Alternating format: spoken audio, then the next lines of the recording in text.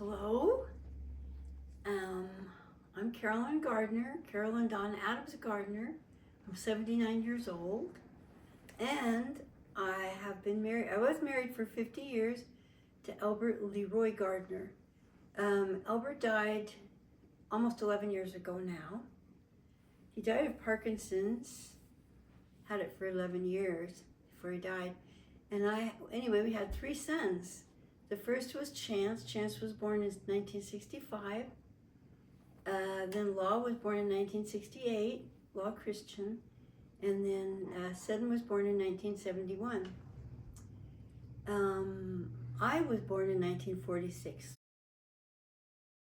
My favorite movies would be the older films that I was really impressed with when I was young. I was really impressed with Dr. Zhivago. Of course, High Noon when I was a kid, a little kid. I loved High Noon.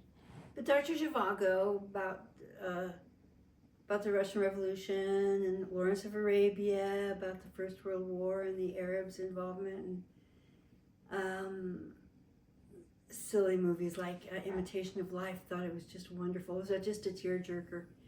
And of course, the things like the Broadway hit type of films, like The Sound of Music was one wonderful one. But I love those 60s films that were just, they take the Broadway hits like The Music Man, things like that, and put them to film, and I love those. They were very, it's mostly musical, which they don't have anymore. They don't have musicals anymore too much. In any event, those were my favorite films. My favorite books are probably, of course, the Bible. It's such a favorite book that it's my lifeblood, and I read it every day. I feel like I need to read it every day. And I read Proverbs every day. Beyond that, of course, I try to read in the Old and New Testament every day, but Bible is my favorite, of course. And then there's books like, theology books is what I read a lot of theology. But there are wonderful books. How Green Was My Valley is a wonderful film and book that was put out around 1934. The film was 1939. I love history, love books about history, love the Civil War, love to read about the First and Second World War. I didn't really start using my brain. I didn't really get it switched on till I was about maybe, I'd say 23, and I had children at home, so I had to sit down and read when they were sleeping. So I read None Dare Call It Treason. It was a John Birch Society book, and it was my first taste of conservatism and what was wrong with the United States.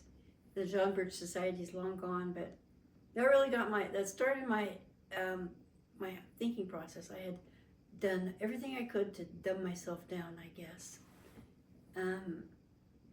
Not that I'm a brilliant intellect right now. However, I was just a very stupid, foolish, airheaded girl, even by the time I got married. But when I read this book at that age, at age 23, it really started me thinking, and then I started reading a lot more books. And I just, who doesn't enjoy intellectual stimulation like that? Everybody does. When I was about, I was 14, I think, I got to see someone that I do consider to be she was a superb vocalist, entertainer, Judy Garland. She was there at the, my mother always liked her. She was there at the Sahara one night, and my mom did work there, so we got in. It was free to go. It was a dinner show, and Judy Garland was a main headliner. And she was drunk, and she hadn't done her hair. Her hair was all frizzy, and I think she was barefoot for part of the show, if I'm not mistaken. In any event, she was a charming personality on the stage, but her voice was probably, what did I know about voices? I liked Elvis Presley. I liked those stupid things, Jerry Lee Lewis, all that stuff. But her voice was absolutely dynamic and beautiful. It was very impressive to me. So that was about, you know, entertainers. That's the kind of entertainers and music that formed my childhood tastes. Well, the most important thing to me, of course, is the thing that has shaped my life is the Bible, and is what the Lord's done in my life and what I owe Him and how grateful I am to Him. And number two, it's my family. I love my family. And I'm 79 years old, so I'm not going to be around a lot longer. And I do try every minute to fill my life with purpose, to be just a good example of a Christian who believes and loves the Lord. Well, I was born in 1946 in Las Vegas, Nevada. And Las Vegas then was probably around 25 to 30,000 people. It was a very small town in the middle of the desert without air conditioning. And why I say that is because it had such an effect on the activity of Las Vegas and on people's lives. You couldn't go outside in the middle of the day. It was always windy and dusty in the summer. We did have a swamp cooler in our home, which helped somewhat. But it was a little town, little dirty, dusty town that people came to from Nellis Air Force Base sometimes. It wasn't called Nellis Air Force Base then, but there were workers out there. There were also the Boulder Dam, Hoover Dam had been built a couple of years earlier, but there were still a lot of workers in town, federal workers, federal presence in Las Vegas of workers. And that never changed really. There were a lot of federal projects, government projects in Las Vegas always, even when it was that small town. In any event, we were raised in little Las Vegas, and when I was born, my first memories are my dad, whom I adored, and my mother, I loved her too. She was a very tense, unhappy person at that time, very young, very pretty woman. But Mom was real unhappy, always. She would have been unhappy anywhere with anybody. She was probably that way because of my grandmother. Now, my grandmother had been born in 1901. Her name was Pearl Yolton Bateman was her maiden name. And she was born in 1901, and she was a pistol. And she caught the wave in the 1920s and just was one of those nightclubby, partying type of people that she just hung around with druggies back then, and certainly started smoking then. She smoked all of her life and drank a lot and just partied a lot. And one of her great boasts was that she had been at the racetrack once and was introduced by her friends to Al Capone. So they ran in the same circles. She was very proud of that. And she was older in life now. By the time I was born, of course, she was 45. And she was not a happy person. She had been married 5 times, and so she was old. And she had owned a jewelry store in Los Angeles with her husband. They got to Las Vegas. They opened another jewelry store. Her and can't remember the guy's name, Jack Rose. They opened a jewelry store in Las Vegas around 1942. They'd heard of Las Vegas, that it was this little town that was bound to really just become something big. And the reason was because even then there was legalized gambling in Las Vegas. Nowhere else. Nevada had decided to have legalized gambling, I believe, although it might have been just Las Vegas at that time. And then Nevada, the state of Nevada might have ratified it later on, because Reno, of course, was older than Las Vegas. Reno did have gambling. Nonetheless, Even at that time when I was a little kid, my grandmother and Jack, when they had bought their house, a very nice home in Huntridge, a very exclusive area, and they would go to the El Cortez every night, which was a hotel casino downtown. It wasn't on the strip, it was downtown. The El Cortez, strangely enough, is still there to this day, still in operation. That was from probably operated from since 1942 or so. In any event, they liked to gamble, and they liked to drink, and they liked to party, and they ran the jewelry store. But one day Jack left, went down on a jewelry buying trip to LA, and he never came back. He probably took all the money too, I'm not sure. But they owned this lovely home that was in Huntridge, and she lived the rest of her life alone, except for when we went to visit her on weekends, me and my brother. But I'll get to that. She became a very bitter woman. She was a very liberal person, very liberal. And she did not her whole life ever want to talk about Christianity or Jesus Christ. And her religion was this: we're all ships trying to get to the same shore. But she didn't like religion. She had a whole bunch of books about black magic and things like that. But she was an unhappy person by then. The one wonderful thing about my grandmother was that she loved me and Gary, and she took care of us when we were young. So that's my grandmother, and that's my mother. My mother was born in 1924 in Bakersfield, California, and Granny left her with her mother, with Bama, Eleanor's grandmother. My mother was Eleanor Jane. Her grandmother, she called her Bama. I don't know I guess her real name was Emma Bateman. And Emma and her sister were half Cherokee. Now, that was what they said. She never said it. She was ashamed of it, but my grandmother said it. She looked like an old Indian woman too. But Mom lived with them. Mom was raised by them, and she just grew up to be a very spoiled, eccentric girl. And my grandmother, Pearl, or Steve Rose, she was called Steve Rose by the time she got there to Las Vegas. My grandmother and her always fought, but my grandmother dearly loved her. But my mother had a great hostility toward my grandmother.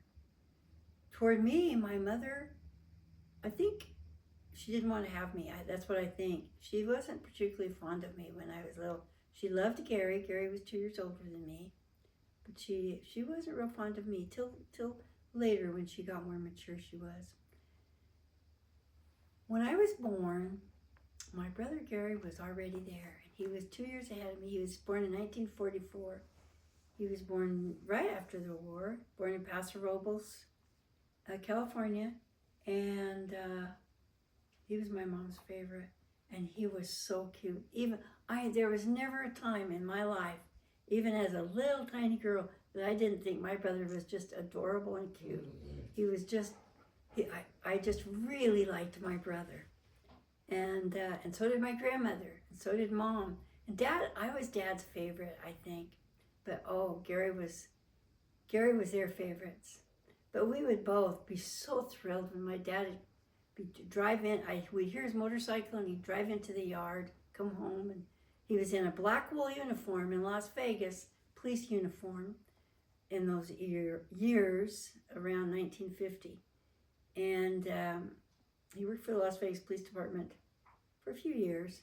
He worked his way up to night shift head detective, I think. How many detectives had? They probably had 2 detectives, come to think of it, because it was a small town.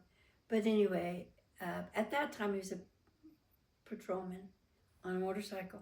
So he'd come home, and sometimes he'd take Gary or me for a ride on the motorcycle, which he wasn't supposed to do, I know that. And we lived in this little tiny house. It was more like, I think it was an old army barracks, really.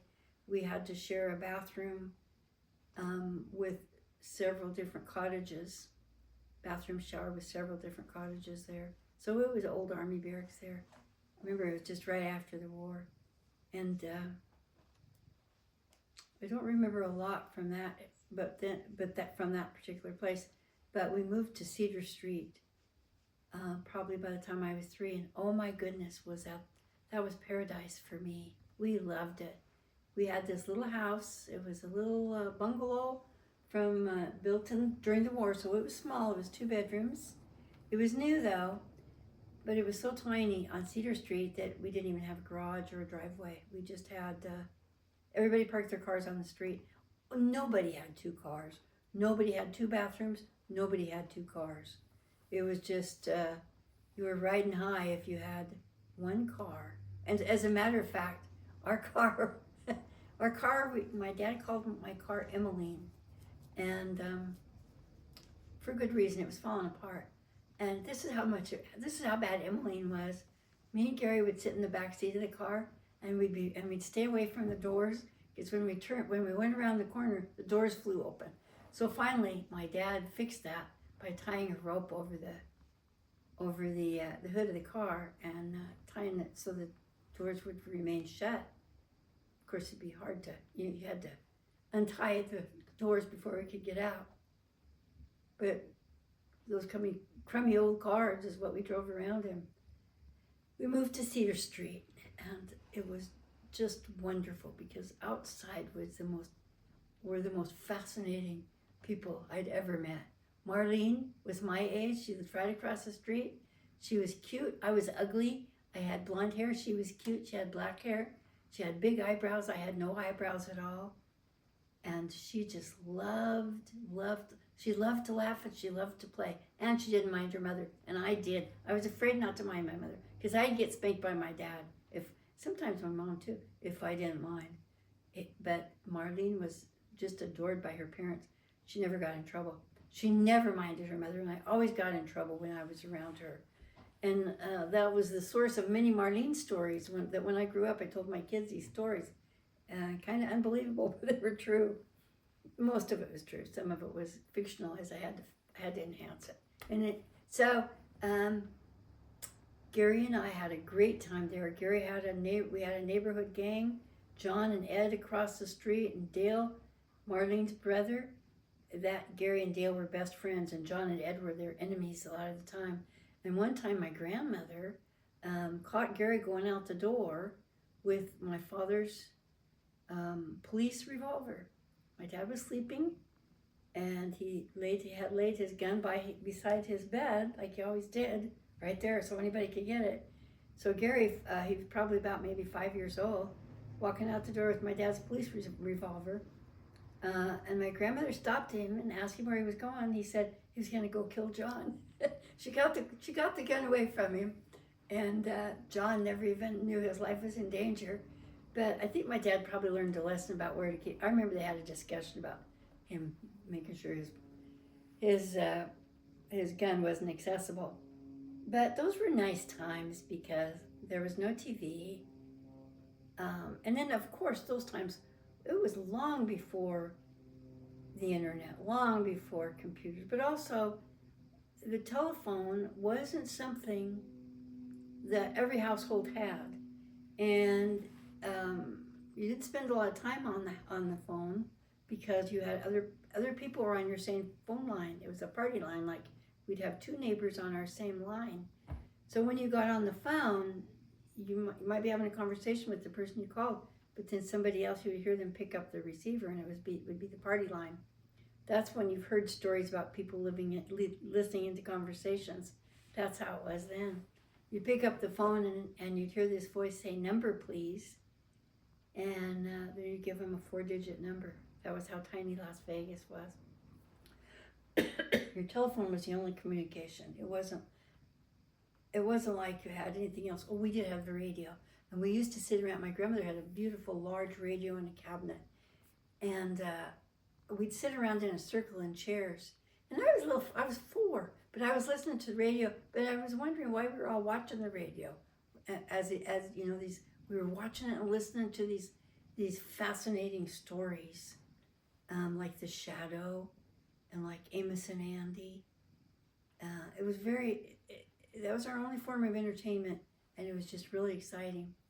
And we had one of those radio cabinets too in our house, and we had children's programs that we listened to on Saturdays. It was just really thrilling for Gary and I. And sometimes I got into the back of that cabinet, which was empty except for the radio, and I would try to make Gary think that I was a radio announcer announcing a particular program or some exciting story.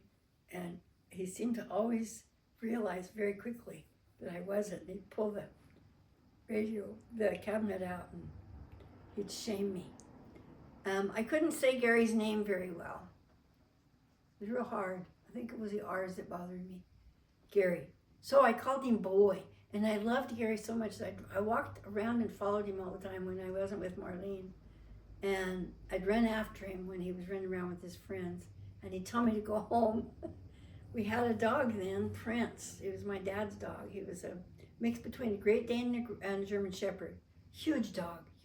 Scared people to death, barked at everybody. But he loved my dad. But Gary could not, when Gary was out playing with his friends, and they'd play something with, like running, like baseball, and Gary'd start running. Prince would, if Gary ran, he would always grab Gary's pant leg and pull him down, pull him around the yard. And it was a great fun for everybody but Gary. It was so funny to watch that. But of course, anyway, that's about the time when I was, still following him, calling him Boy, following him all around. And he told Mom, and he got real mad at me, told me to go home, told me to quit calling him that. So Mom said, you can't treat her like that or something like that. I was just this little dumb idiot, didn't even know what my name was probably. And I remember he said she embarrasses me. She's dumb. And he said that word dumb. I didn't know what it meant, so I asked my mother, and then that's when I really felt dumb because I didn't know I was stupid. So she taught me how to say brother. I couldn't say Gary, but I remember her telling me how to say brother. So that was a step up, but Gary still didn't like it. He didn't like me following him around with his pals. Now, in about a year, when I really got going, when I could pronounce things, when I was about 4 years old, me and Marlene just followed those guys everywhere, and we'd even play with them, if they needed us in gunfights or anything. And boy, we'd go out at Halloween, all these kids in the neighborhood, and it was just the greatest, most wonderful, exciting, tantalizing thing in the world. Taking your pillowcase, getting your costume on. There were no costumes, of course. You had to make your own. Gary was always a pirate. I was always a gypsy. And we'd go up and down the streets with all the kids. This big gang of kids going to all the houses. And you get some pretty good candy. We went to about maybe 2 or 3 blocks too. But there was this old actor, this old guy, Gabby Hayes.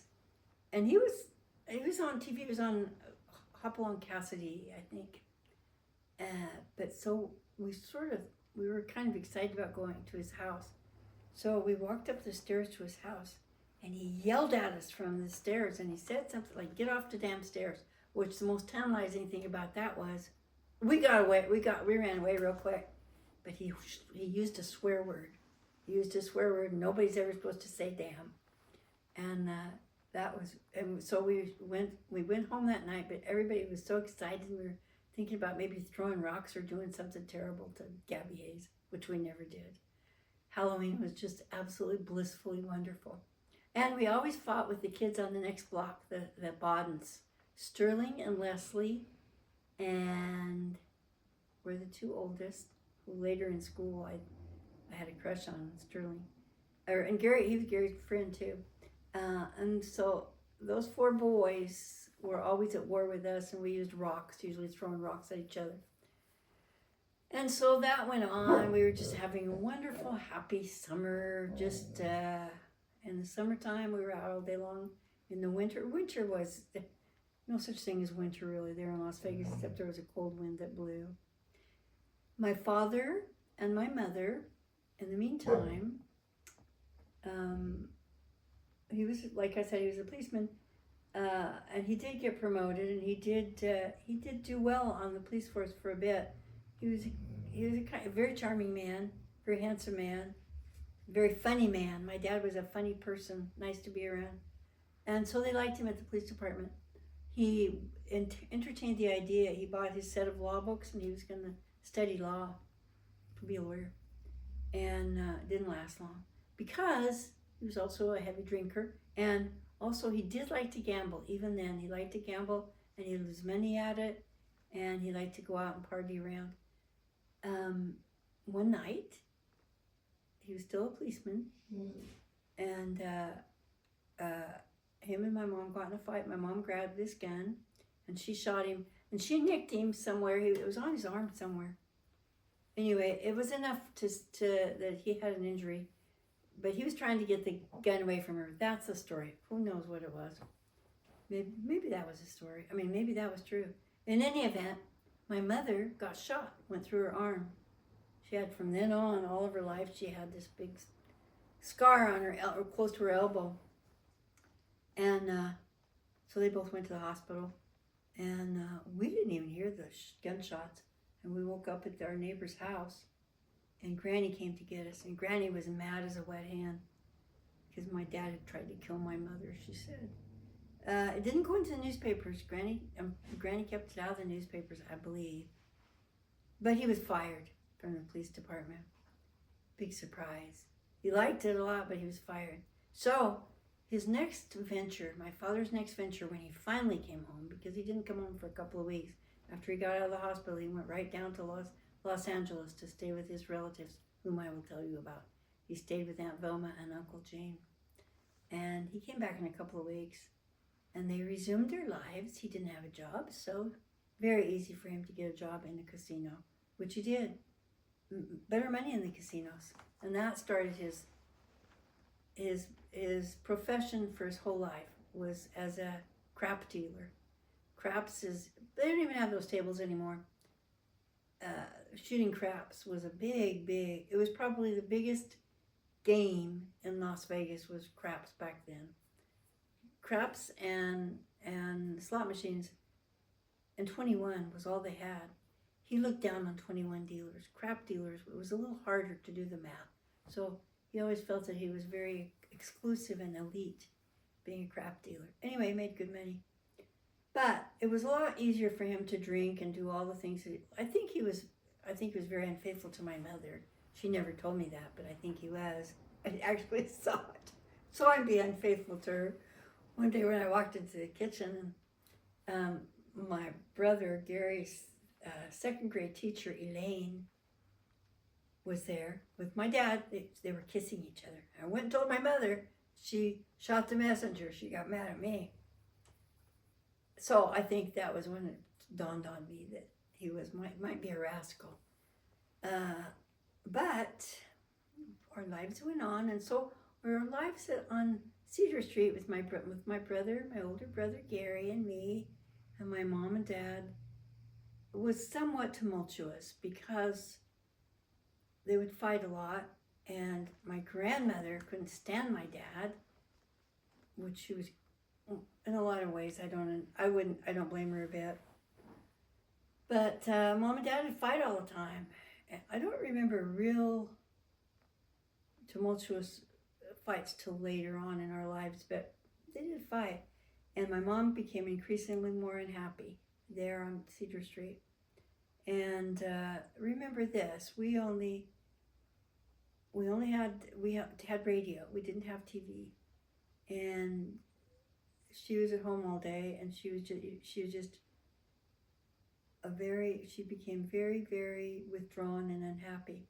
Now, this is what we had. We had neighbors all around us, and we knew all the neighbors on the street. All the kids, all the neighbors knew each other. We visited because in the evenings before TV, we'd go sit on our porch. Everybody had a porch outside. They had chairs. Everybody up and down their block. We'd go out, sit outside, and we'd visit with people. We'd come across the street and talk to each other. And that was the way it was until TV came out. I'm just talking about a cultural change here now. It was in my household as well as everybody. My grandmother got a TV, and she just took off with that. because she worked all day in the courthouse. She started working for the Clark County for the rest of her life after her jewelry store debacle. And so she didn't have much to do in the evening. And so she watched TV all the time. And we got our own TV. We got a TV, black and white. We only had one channel in Las Vegas. It was KLAS TV. And it was on for probably 2 hours a day. And many times it would just blank out and there'd be a test pattern on there.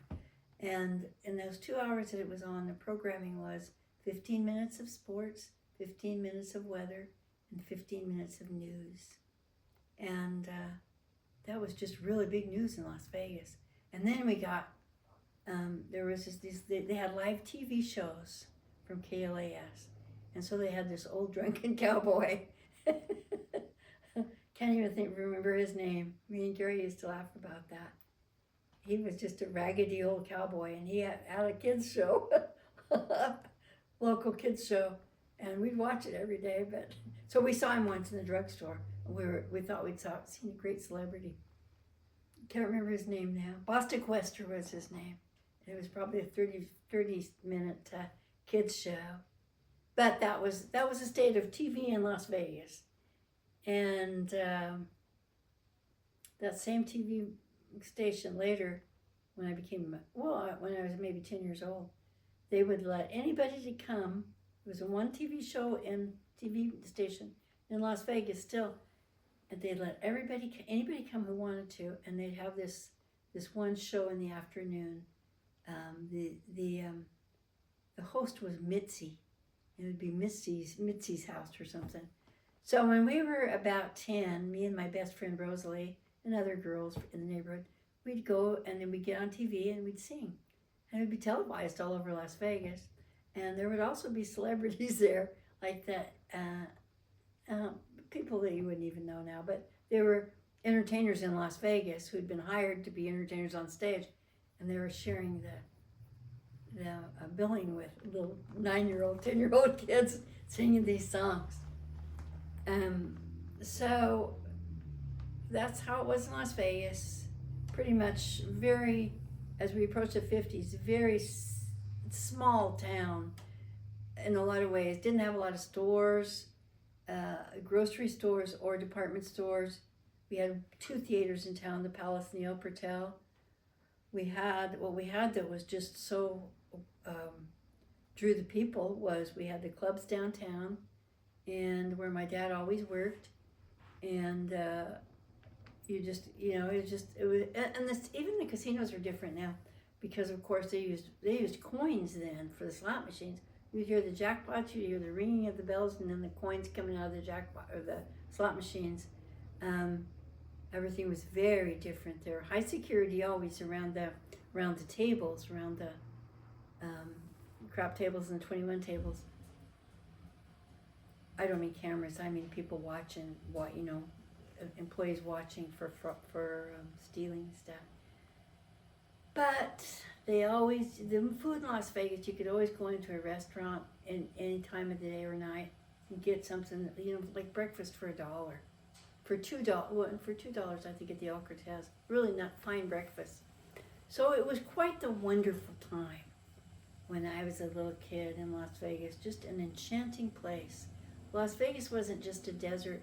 There was a lot of greenery out. There were a lot of springs in Las Vegas out in the desert. And so it was quite warm springs. Let's see, there was the old ranch was on the edge of town. You'd go out there. It had been there for maybe 50 years at that time. And it was just a natural spring. And then somebody put in an old swimming pool years before. And then it was just a place where there was a patch of old cottonwood trees.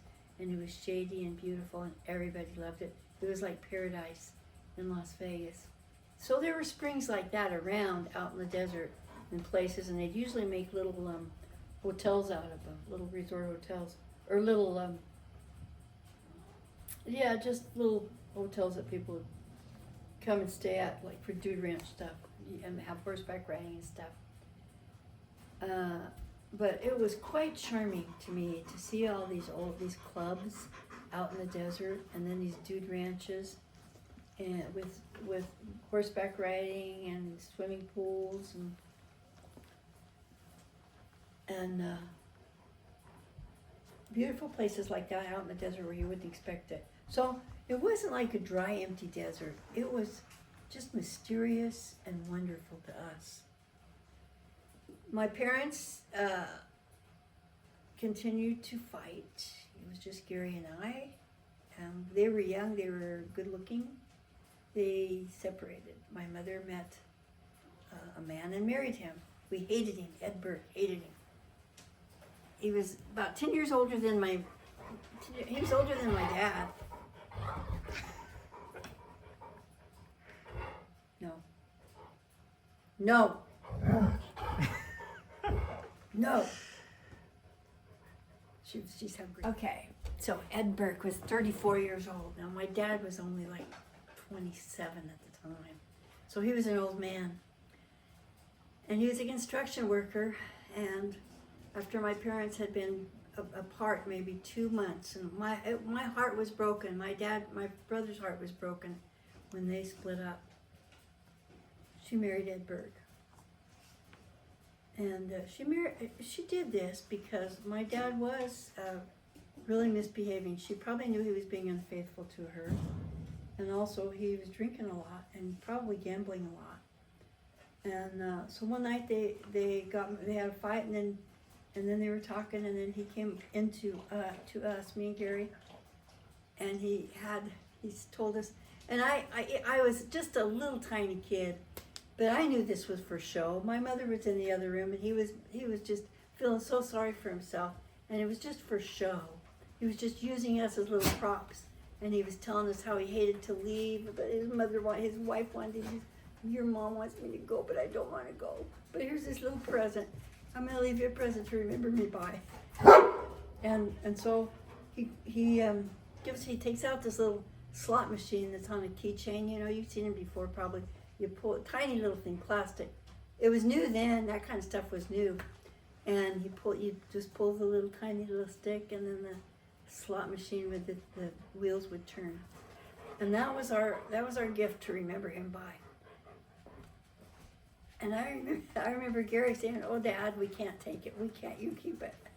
And I was 2 years younger than him, and I said, and my dad said, "Oh, you don't want it?" And I knew he hurt his feelings. And I said, Gary, keep it. We'll keep it. And so he gave it to us, and then he said goodbye. We've laughed over that so many times over the years. We were heartbroken, but give us this stupid little slot machine. Anyway, so he left, and we'd see him once in a while, but I don't even think he was interested in seeing us. He just wanted to see my mom. She married Ed Burke, and didn't last long. Very, very short while, maybe 2 or 3 months, because we hated him so much. And she knew it, and it just wouldn't work. And he didn't like us either. And he had very, very bad. He was swearing all the time. He just had bad language problems. So one time, as a matter of fact, I heard him say "son of a bitch" so often, and I didn't know what it meant, and I didn't know it was a swear word. And when his son Eddie was there, whom I didn't like Eddie, and he told me to tell Eddie to get in the car, and I said, "Get in the car, you son of a bitch." And I got in a lot of trouble for that. And I didn't even know I was wrong. I found out that way. I think I might have got a spanking too. But let me tell you that when my dad spanked me, I was scared to death of my dad to spank me because that hurt. But my dad wasn't there, and I don't think he had spanked me. I think my mom did. Ed wasn't there very long. So we moved to Granny's house, Granny's house was very nice, very spacious. I told her she lived in the Huntridge area. Exclusive area in Las Vegas, and the home was on a big lot. She had 3 yards. She had a big beautiful tree, weeping willow tree in the front yard, and it had awnings. It was just quintessential Los Angeles of the 30s. That house. It was kind of pinkish, had the green awnings. It was very beautiful. Well, not very nice. I wouldn't say gorgeous, but it was a nice home. Had oak parquet floors and the big black and white tiles in the kitchen. It was lovely. So it was spacious, and we moved there, and we didn't like it a bit. We did not like it because Mom and Granny fought all the time. And I remember this too. Grandma was there. That's mother. That's my mother's mother, or my mother's grandmother. And Bama was at that time, I think 70. You know what? Bama was senile as you could possibly be. She was crazy as an old goon. She'd stuck her tongue out at me all the time. She was real mean to me, and she did get Gary's finger in a vice once, and tightened the vice and wouldn't let him go. So she was real mean to us. Granny was taking care of her because she was just so senile. She was there for a while, but I do remember her. She died about 3 or 4 years later in Bakersfield. Granny did not like her, did not actually like her mother. So she sent her back to Bakersfield.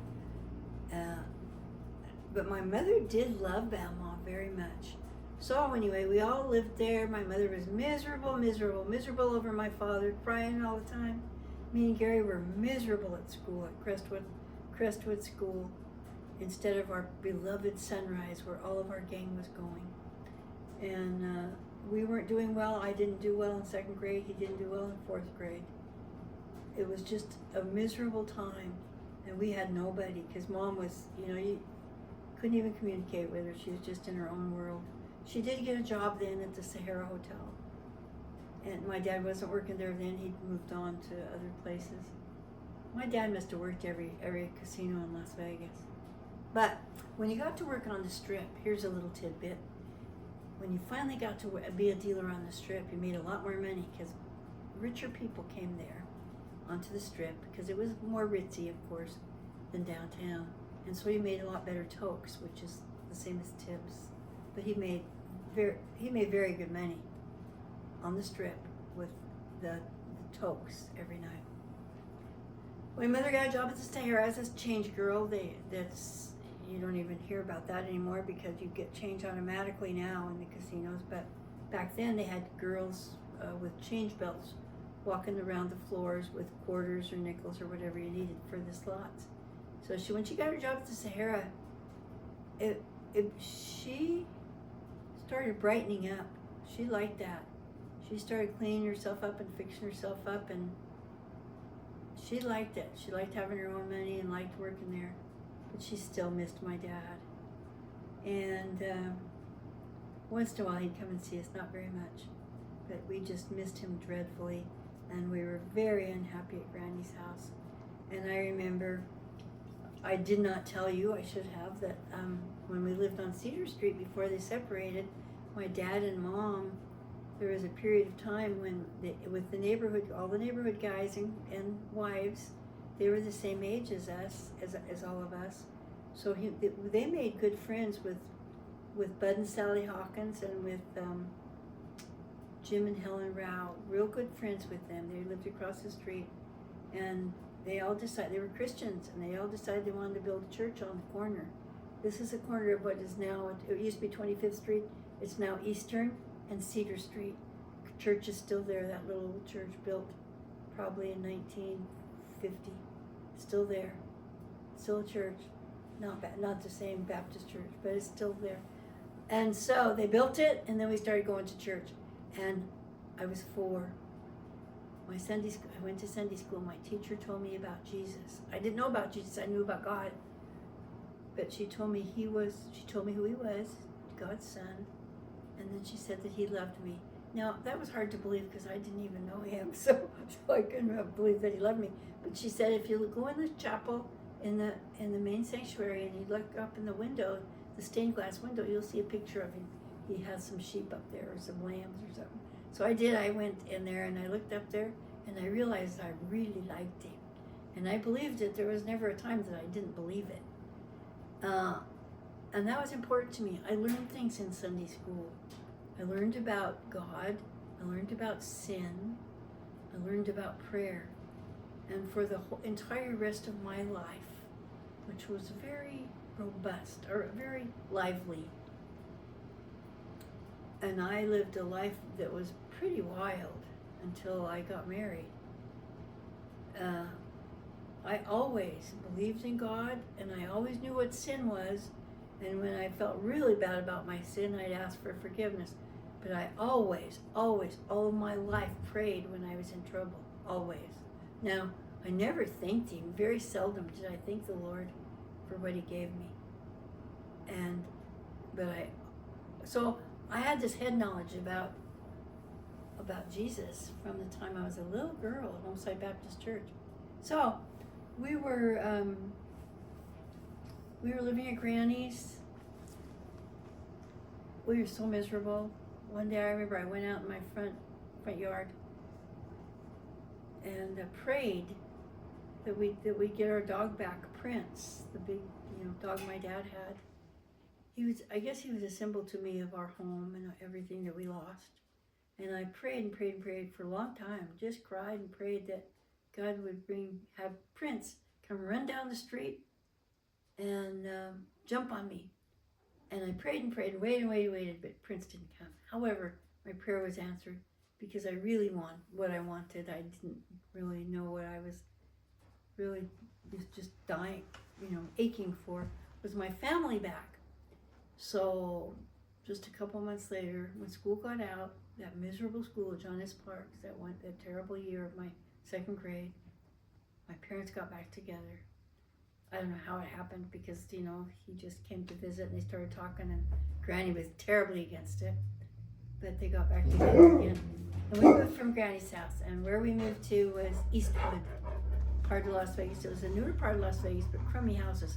And we had to rent the house, so it wasn't even ours. They had Eastwood. They had these flat roofs. It's over on. I'll tell you where it is, even though you may never be there. It's over on the corner of Eastern and St. Louis, is where it was, and there was vacant lots all around. And out here, you'd see maybe a mile away, you'd see the Strip, and this way, you look this way, you'd see Las Vegas or downtown Fremont Street, and all around from there, all around it was just desert. So Las Vegas was still very small. Probably maybe about 50,000 people by that time. We moved to Eastwood and we went to Crestwood School, which wasn't Sunrise, but it was pretty nice. It was not nearly as bad as John S. Park had been. A very unhappy place for me. So at Eastwood, my mom got pregnant, and that was, by then I was 9 years older than Sherry. Well, she got pregnant at Eastwood, but right before she had the baby, and things were going well for my mom and dad. They were both working, making money. Maybe she might have taken time off from the Sahara to have Sherry. We moved about 10 days before Sherry was born. We moved to our house that we stayed in for many years, over in the same old neighborhood of Cedar Street, but it was a newer homes. It was on Isabel, and it was at the end of the street was Sunrise Acres School, which I loved, and where all my friends were. And we moved into that place, and then Sherry was born. Sherry I was 8. I just turned 9 a few days after Sherry was born. And Sherry was adorable. She had hair like a little, it was like a little dandelion. When you blow, I think it's dandelion, you blow on them and everything is like little feathers that go into the wind. She had hair all over her head just like that. She was adorable, and we loved her. She was a happy, smiley little girl, beautiful little girl from the first. My dad adored Sherry, just adored her. And I was never jealous because by then I didn't want either one of them to pay attention to me. I wanted to do other stuff. But Sherry was born, and I had my best friend over the fence was Rosalie. She lived behind me. And even back then, we were very busy, active people when we were 9 and 10. And going to Sunrise Acres, all of us. And my parents started going back to church then, after Sherry was born. Right when she was pregnant with Sherry, we went back to Homeside Baptist Church. There was a new pastor, Doug Whedon, and he was just one of those pastors that was a compelling, likable guy that just could connect with you. And he connected with my dad. And so my dad and mom decided to go back to church. And one day, mom was pregnant, still pregnant with Sherry. We all went out to Lake Mead, which was serenely beautiful that day. There was hardly any wind. It was just a big blue lake then in the middle of the desert. It was very beautiful. Lake Mead was when we were young. And they were baptized, Mom and Dad. And for a while after that, they were doing very well. They had their house and they spent a lot of money redecorating it, and it was just beautiful. They did very, very well. Doug Whedon then left that church. I think that they said that he had an affair with one of the members. He probably did. He was a handsome man, good looking guy, bachelor, so probably did. And he left that church, and so Mom and Dad didn't stay very long. But during that time, one thing they did was they tithed, because it was such a big deal in the Baptist church to tithe. So they were tithing, and they did make several remarks about the fact that when they tithed, they did very well financially. That was a big deal to them. It didn't go very long, but in the meantime, I went, and I remember going to Vacation Bible School there at home site when I was 10 that summer. And there was a lady from Mississippi, and her name was Johnny. She was short, she had curly hair and a real thick Southern accent. And she really impressed me about John 3:16. She made me memorize the verse and told me what it was all about. And I believed her, and I was inspired, and I wanted to follow Jesus. But that doesn't last long. It didn't last long at that time. Life was too exciting. And Gary was busy with his friends. I was busy with my friends. And Mom worked, but she started going downhill then. And then she got pregnant with Billy. And Billy was 3 years younger than Sherry. And let's see what else was happening that time. Granny was getting real old. Dad was, she was still working. Hated my dad. My dad, I'll tell you an exciting thing that my dad was doing.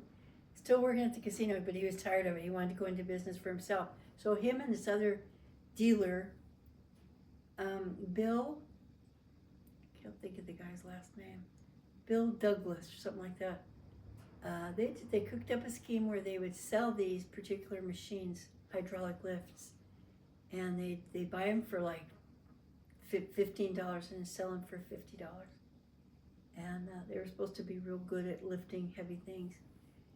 So my dad immediately put $500 into it to buy. They incorporated. They bought shares. He had $500 worth of shares because they were doing well then. And then he took out an ad in the telephone book, which was a big deal then, to have an ad in the telephone book. Everybody would go to the telephone book to find out, the phone number to call somebody. Took about a full page ad in the telephone book for $900. And then him and Bill, whatever his name was, Douglas? Anyway, they went downtown and they rented these nice suite of offices. My dad had a very nice big desk, and they were going to entice shareholders, people to invest in International Hydraulics, or National Hydraulics, sorry. And they had it on and then my dad's name was painted on his door, and he didn't get anybody to invest. However, they did go out to Nellis Air Force Base, a big military presence there, always was, and they sold 50. They took an order for 50 of these hydraulic lifts from the guy who bought equipment for them for Nellis Air Force Base. And so they had this order for 50 of these machines. So then he started telling people, and people started investing. Some of our relatives invested. This is a good time to tell you about our relatives, I guess, because our relatives, besides my mother's side, which she only had Granny. Dad's side, he came from a big family. We were close to our relatives, he had 4 sisters and 1 brother, and they all lived down in California, and I loved them dearly. They were Christians, the women were Christians, and his brother was a wonderful man named Stanley, older than my dad. My dad was William Paul Adams, born in 1923, and Stanley had been born in 1921. And then there were my Aunt Alalo, Aunt Maurice, Aunt Avon. Am I missing anybody? I've been gone so long. No, I guess that's yeah, the 3 sisters and 1 brother, and he was the 5th. So our relatives were very close with us, and we were close with them. My grandparents on that side, I knew my grandmother all my life. I knew her, my dad's mother. She was a Christian woman. She was a dignified woman. She was a lovely woman. She was from Texas, Elizabeth, and she would come and stay with us for about 6 weeks, every maybe 3 months. She would just go visit her children, and for a long time she didn't have a home because her and Jesse had split up. Her husband had split up long before. He worked for mines, copper mining in Bisbee, Arizona, and Jerome. He was a dynamiter, and he'd been a miner in raising the children. And he finally left my grandmother and married somebody else. He died very young. Died in his 40s. So my dad had that family down there that we would go down. He was very close with them, all of them. And we'd go down there and visit with them, I would say maybe twice a month.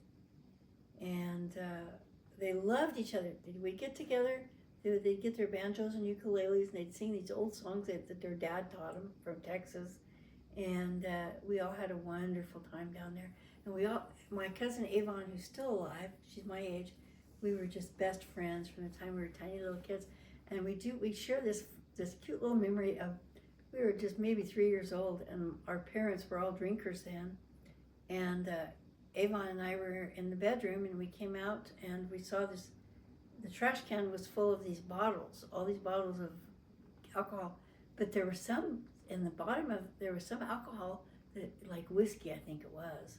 And it was in the bottom of the bottle, and it looked so enticing. And they liked it. They were having a good time with it. So we got these bottles and we chugged them down.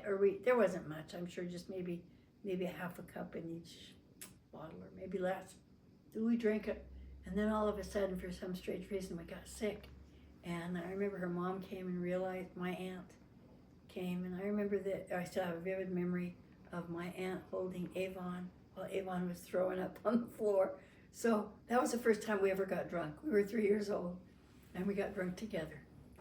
But Avon is now living in South Carolina. She has 6 kids and 40 grandchildren, it seems like, and she lives on a farm. And we talk almost every day. And she's a devoted Christian. But we laugh about that memory. So anyway, that was my dad's family down there in Los Angeles. We saw them all the time. My dad loved Uncle Gene, Aunt Velma's husband. And Uncle Gene was he was the funniest guy I ever met, but he was a criminal, and he spent time in prison at the big house, San Quentin. And my other uncle, who married Aunt Avon, was Uncle Dick Tackaberry, Richard Tackaberry, and he was a cop. But both my dad and Uncle Dick loved Gene, and whenever they were together, they'd sit around, and Gene would take the stage, and he was so funny, so very, very funny. We all thought he was, but he'd been in the big house. He was older. He was probably about 15 years older than them. They always loved him, and everybody loved getting together. So, let's see. So we had moved to Sherry. Mom has Sherry, and then she started going downhill as far as her emotional state. And I was going to Sunrise Acres. So was Gary. In that time, though, Aunt Maurice, who had become an Adventist, when she came down once in a while from LA, she would talk to us about Adventism, and we loved to have her come.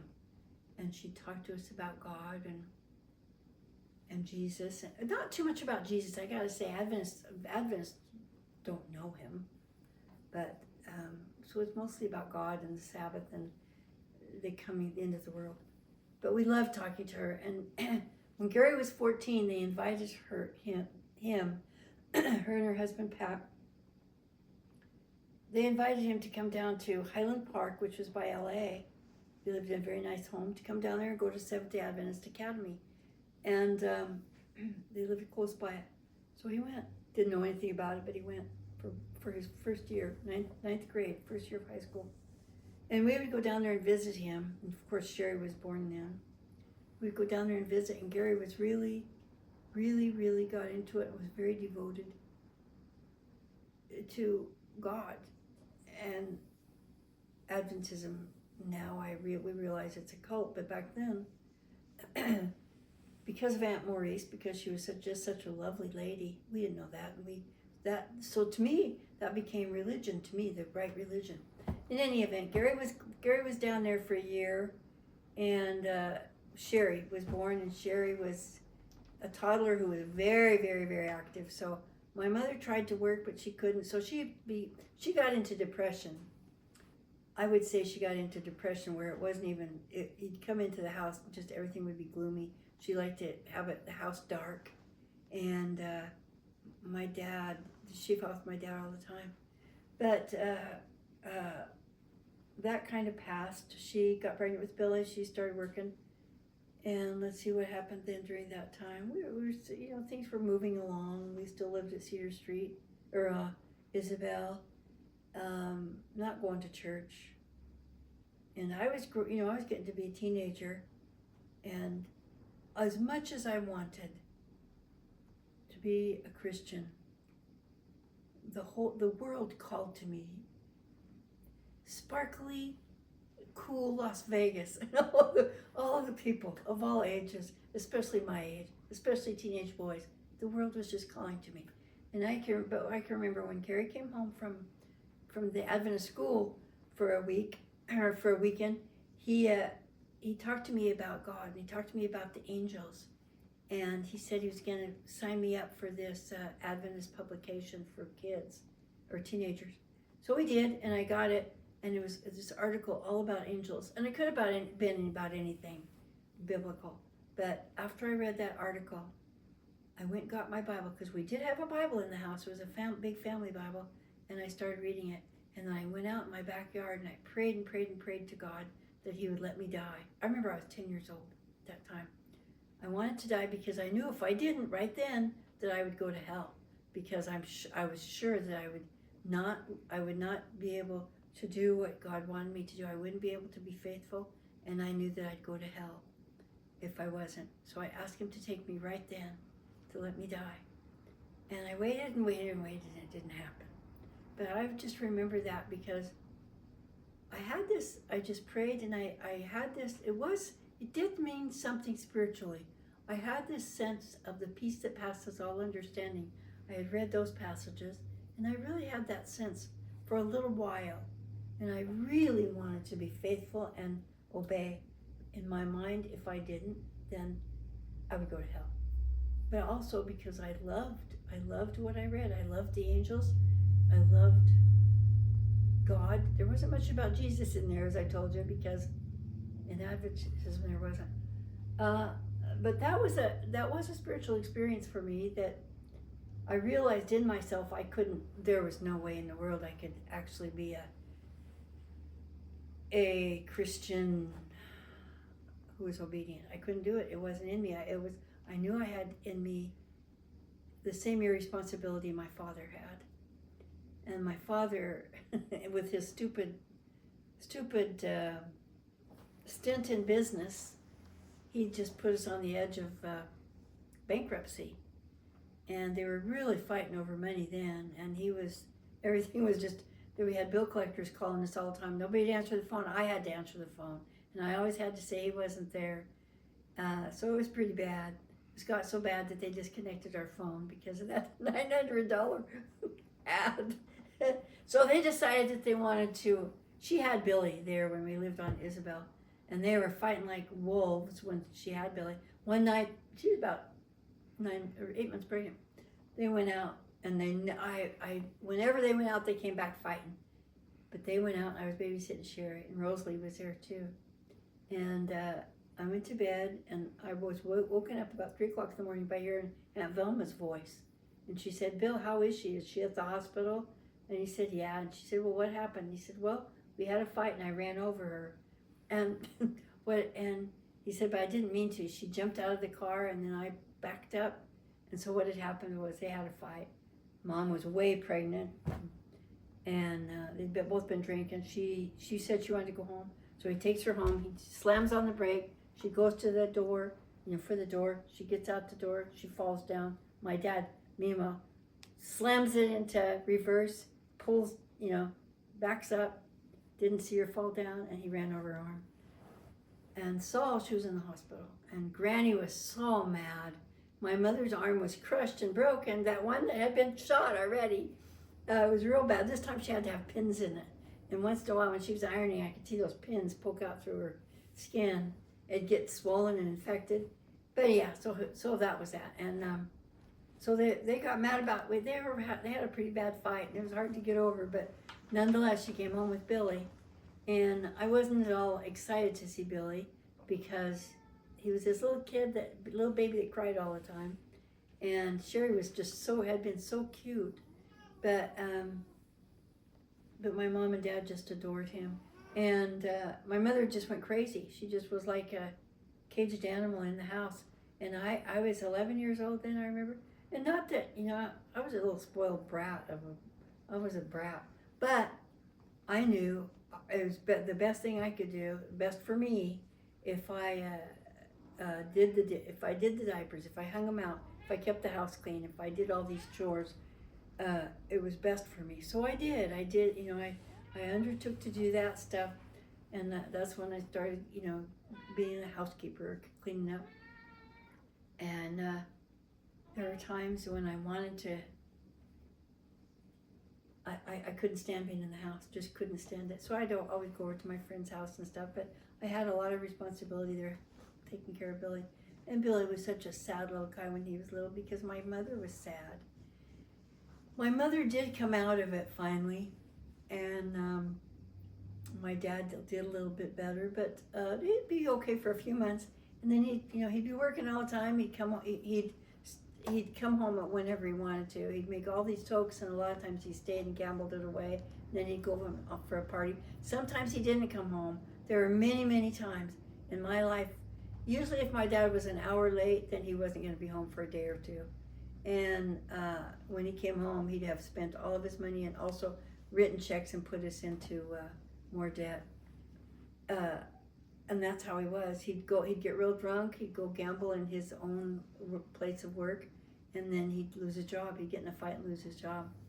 He probably worked in most casinos downtown and many casinos on the Strip. And these are the casinos I can think of that he worked in on the Strip. He worked at the Sahara, he worked at the Riviera, he worked at the Thunderbird, didn't never work at the Sands. Worked at Circus briefly, that was terrible. He worked at the Flamingo a long time, in the Dunes, and the Royal Nevada, I think. And downtown he worked at the Golden Nut. I'm sure not about the Lucky Strike.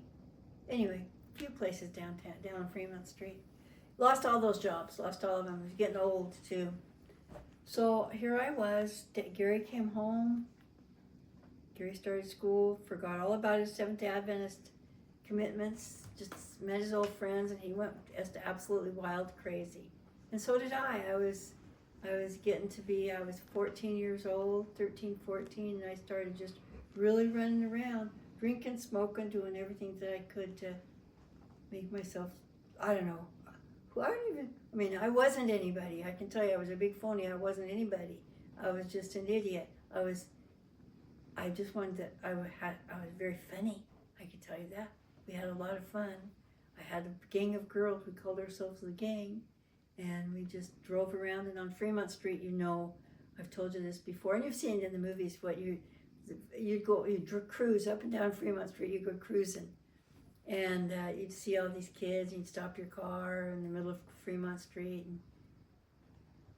and all that stupid stuff. And I met a lot of boys in my teenage years, but I thought I was really something because I wore all this makeup. I was just cool, smoking, driving my car around smoking. So going out with some guy from a podunk town was beneath me. But my friend Pat really, really liked this guy, and so we started meeting these guys from Overton and Logandale. And those were little Mormon towns, 60 miles outside of Las Vegas. But they used to come into Las Vegas like they were going to the big city, right? Like going to New York City or something. And she knew them, so they'd come to her house. And when I was 14 years old, one night they came to my house. She brought them to my house. And who was there but this kid they named Albert Gardner? And they called him Reb. And Reb was an artist. He drew pictures. And he drew a picture of me that night. And we talked. We were all drinking beer. So we'd just get our hands on beer and we'd sit and drink beer. And I was babysitting Bill and Sherry in those, at night when my parents were working nights. But Bill and Sherry were in bed. And all these kids were there and we were drinking. And anyway, I was talking to Albert and Reb. Didn't know his name was Albert. And he was so handsome. I was 14. That's how I met Albert. Didn't see him for about a year or two. But I always remembered him. I always thought he was just so handsome. And so time went by. Billy grew up. They paid off their bills. My dad continued to get worse and worse and worse.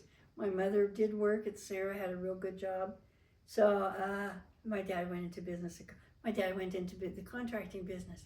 Him and another guy were gonna. Oh, Uncle Gene! It was Uncle Gene. Come to think of it, Dad quit his job, and he was gonna become a contractor. And so some of the guys at work, where he worked, the Riviera, I think, they gave him money to build patios and stuff for him, and he never was able to do it. Him and Gene, they didn't know anything about doing that. One time though, he got a job for Ron Richardson owned a motel down in North Las Vegas. Old motel then, was still there when we left. But he gave my dad $900 to put in a swimming pool. Well, my dad and Uncle Gene went there, and they worked on it. And one night they were sitting at some bar, and they were talking about it. And somehow I had to go pick up Dad. Mom wanted me to go get him. So I remember Uncle Gene saying, "We're really having problems, Carolyn. This is a problem. We can't figure out when we put the concrete on the side of the swimming pool, then it just drips down to the bottom, and we can't figure out how to stop that." So they kept $900, and there was no swimming pool. They got in trouble. So you know what they did? They decided that they were going to fix hydraulic equipment rather than be contractors. Him and Uncle Gene. And so they hired Gary. Gary came in on it. He was free for the summer. So they just all sat around. They taught him to drink a lot. Well, he drank a lot. Sat around there in their shop. They rented a shop, and these people would bring their hydraulic lifts and different hydraulic commercial equipment to fix. Because Uncle Gene was a mechanic. Most of the hydraulic stuff though he couldn't fix. But they'd sit around there, and my brother was the go guy for him. He'd go get stuff for him. They'd just sit around and drink all day. And finally, there was this one big hydraulic machine that they brought in. My uncle had it sitting there out there for like 2 or 3 weeks, and the guy kept coming in and asking.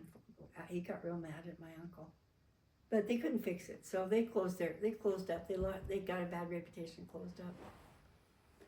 But let's see what else happened that summer. That was the summer, I think.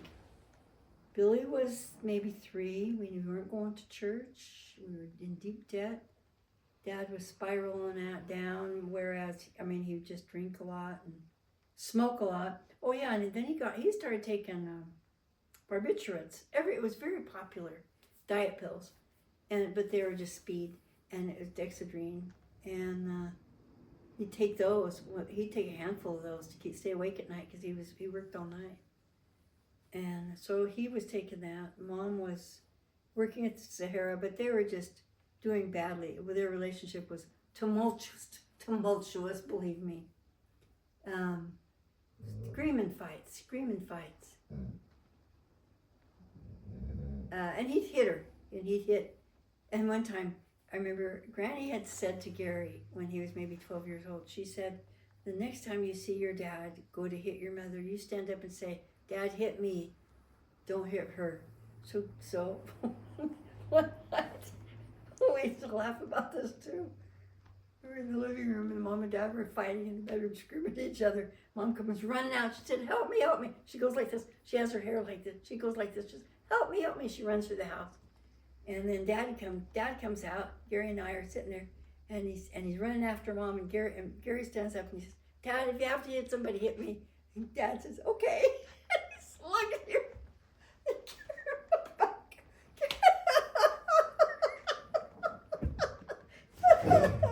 Oh, we had a good time, good laugh over that a lot of times. Now, did he ever tell Granny? I don't know, but he never did it again. So, because my dad was drunk, what a stupid thing to do. But it was stupid of my grandmother to tell him to do that. But my poor brother, what was he supposed to do? But my mother, putting up with that. I mean, so they enjoyed fighting. My mother picked the fights, and then Dad finished the fights. So they enjoyed it. Gary did go away. I was getting, to be a teenager, I was a teenager, and Gary left. Dad talked him into going to the Army when he was 17, so I was 15. Day turned 17, he joined the Army and was shipped to Fort Ord for training in Monterey, California. And then he shipped out to Germany, and we didn't see him for 3 years. And in the meantime, I met Reb. Okay, but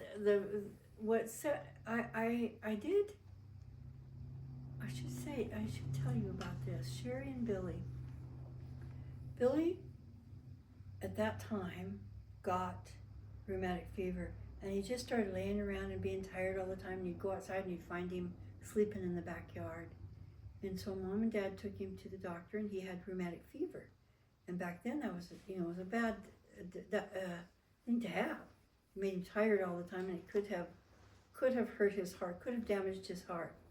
I don't think there was ever any damage to his heart, but he was in the hospital for a while, and then he was on meds for a while, and they were scared to death. But they also spoiled him to death then, and he just became just a little monster. He got over that, so he got his energy back, but he was very, very spoiled. And to tell you the truth, it was sad in our house because my parents it was just such a tumultuous time in our house. But we tried, we just, after a while, their fighting was just funny after a while. It was, we just laugh about it. Everybody would laugh about it, although it was terrifying at the time. And Sherry and Billy, it probably affected them more. But I was older and I could drive, so I didn't stick around. I got a job at the Riviera when I was 16, or my dad got me a job, so I got my car. Then I was thinking about Albert Gardner. And me and my friend Pat, my best friend Pat Shaw, at the time, we decided we'd go out there, drive out there, and so we did drive out there one night. And the way that I saw Albert again after a year and a half, and that night he had been talking to people about me, and had shown them my picture. And he didn't know me very well. I don't even know how he had my picture. I guess I had given it to him. But so when we went and knocked on the door, the guy opened the door. We drove out there. It wasn't already out there. And some guy opened the door and he said, "Oh, hi, Carolyn. Reb's waiting for you." And it was shocking to me. And then he was shocked to see me. But earlier in the evening, he'd got my picture out and told everybody he was going to call me. And then he went, he was drinking, so he forgot about it. But I always thought that was kind of a sign from God that we were supposed to be together. It was a very miraculous, actually an unusual thing to happen. So from that time, from the time that I was working at the Sahara and I was working at the Riviera, and I was 16, we got married within about a year and a half. I quit school during that time. I didn't want to be bothered with going to school because I was very smart and I didn't need to, is what I thought, and because I was running around with Albert. My brother was back.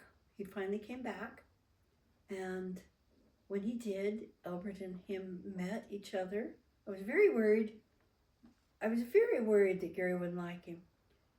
And when I told him Reb's name was Albert, because I'd been calling him, saying Reb, and then I told him his real name was Albert. He said, well, he might as well be named Elmer Fudd. And so I knew he wasn't cool like Gary was. Gary was the coolest guy I knew. Gary was the standard for cool. So I was real worried that he wouldn't like Reb. But one day I was gone, Reb came over, and Reb was nervous about meeting Gary too. And when he knocked on the door, Gary pulled a toy pistol on him and acted like he was going to shoot him. And Reb said, "Do you want to go get a beer?" And that was it. That was the icebreaker. And from then on, absolutely best friends. Went everywhere together. They were both so funny. They were just to the day Albert died. They were the best friends. They were such good friends that after we got married, they went into business together. Sort of like my dad and Jean. But anyway, Albert and I got married after I was pregnant. I was 18 years old. I didn't want to tell my parents. I knew it was wrong. I didn't tell my parents. I just told them I was getting married. And the artist, Albert's mother, he was her only child.